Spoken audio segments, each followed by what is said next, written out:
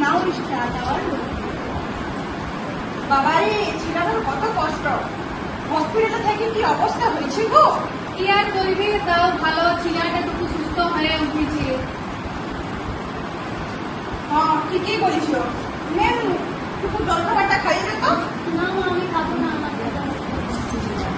আরে দিনু, খাবার না খেলে সুস্থ হবি কি করে?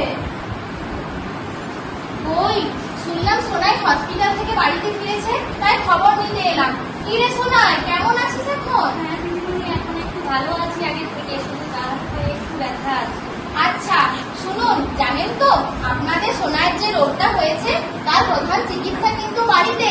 বাড়িতে সঠিকভাবে যত্ন নিলে ও তাড়াতাড়ি সুস্থ হয়ে যাবে।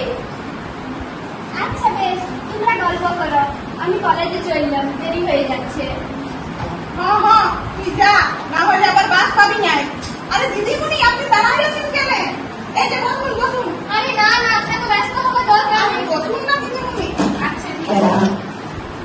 দেখ নুনু, তোর দিদি তো কলেজ চলে গেল, কিন্তু তোর যে হসপিটালে থেকে কতদিন কামাই হয়ে গেল তার কোনো খবর আছে? না বাবা, আমি স্কুলে যাবো না, আমার ভালো লাগছে। তাই বললে কি হয়? স্কুলে না গেলে এতদিনে তো পড়াশোনার ক্ষতি হয়ে গেল। কাল থেকে কিন্তু এবার তুই স্কুলে যাবি, বুঝলি? আরে দাদা, ওকে জোর করছেন কেন? ও তো এখন দুর্বল শরীর, এখন ওকে সঠিকভাবে বিশ্রাম নিতে হবে। আগে ভালো করে সুস্থ হয়ে নি, পরে না হয় স্কুল যাবে। কিন্তু দিদিমণি, না না, কোনো কিন্তু না। সঠিকভাবে সুস্থ না হওয়া পর্যন্ত ওকে স্কুলে পাঠাবার কোনো দরকার নেই। কিন্তু দিদিমণি সুস্থ হবে কি করে? দেখুন জল খাবারটাও তো খেতে চাইছে না, আপনি একটু বুঝান না ওকে। আচ্ছা সোনাই, খাবার তো তোকে খেতেই হবে। খাবার না খেলে তুই শরীরে বল পাবি কোথার থেকে? তাহলে শুনে নাও গো নুনুর মা, দিদিমণি যা যা বলছে সেইরকম নুনুকে খাবার খাওয়া। হ্যাঁ হ্যাঁ ঠিক বলিস।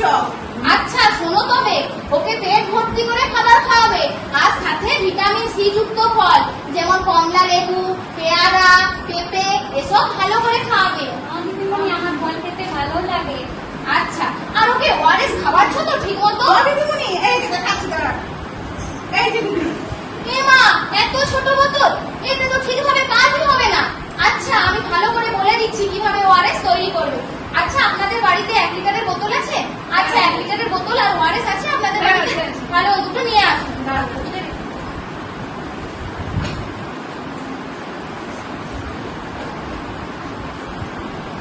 হ্যাঁ, এই 1 লিটারের জলের বোতলে 1 প্যাকেট ওআরএস গুলবেন এবং গুলে পরে ভালো করে 24 ঘন্টার মধ্যেই মানে এই পুরো জলটা শেষ করবেন, ঠিক আছে? মানে যে সময় গুলবেন তারপর থেকে যদি 24 ঘন্টা পেরিয়ে যায় তাহলে কিন্তু এটা আর খাওয়াবেন না। পুরোটাই দেখবো দিদিমণি। হ্যাঁ, পুরো একটা প্যাকেটে ফার্স্টে কোনো জামবাটিতে বা কিছুতে গুলে নেবে, তারপরে বোতলে ঢালবে, ঠিক আছে? এইভাবে 24 ঘন্টার মধ্যেই খাওয়াবে। এইভাবে ওকে বেশি বেশি করে ওআরএস জল খাওয়াবে, আর ওকে বেশি বেশি করে জলও খাওয়াবে, ঠিক আছে? হ্যাঁ দিদিমণি ঠিক আছে। আচ্ছা আপনারা রাত্রে মশারি টাঙিয়ে ঘুমান তো? মশারি না টাঙিয়ে কিন্তু একদম ঘুমাবেন না। দরকার পড়লে মশার ধূপও ব্যবহার করবেন। বাড়িতে তো সবকিছুই আছে দিদিমণি, কিন্তু ব্যবহার হয় না, ওই আর কি। তা বললে কি হয় নাকি? এই তো দেখলেন সোনায় কেমন ডেঙ্গু জ্বর হলো। আর কিন্তু কোনো অবহেলা নয়, বাড়ির চারপাশে যে ময়লা জমা জল থাকলে তা পরিষ্কার করবেন এবং চারপাশের আগাছা পরিষ্কার পরিচ্ছন্ন রাখবেন। হ্যাঁ দিদিমণি আপনি ঠিকই বলেছেন, এবার থেকে আপনি যেমন বললেন সেরকমই সব করব, আর অবহেলা করব না। আমাদের তো মনে রাখতে হবে শরীরেই আমাদের আসল সম্পদ। আর দিদিমণি, ডাক্তারবাবু যে ওষুধগুলো দিয়েছে সেগুলো খাওয়াইতে হবে তো?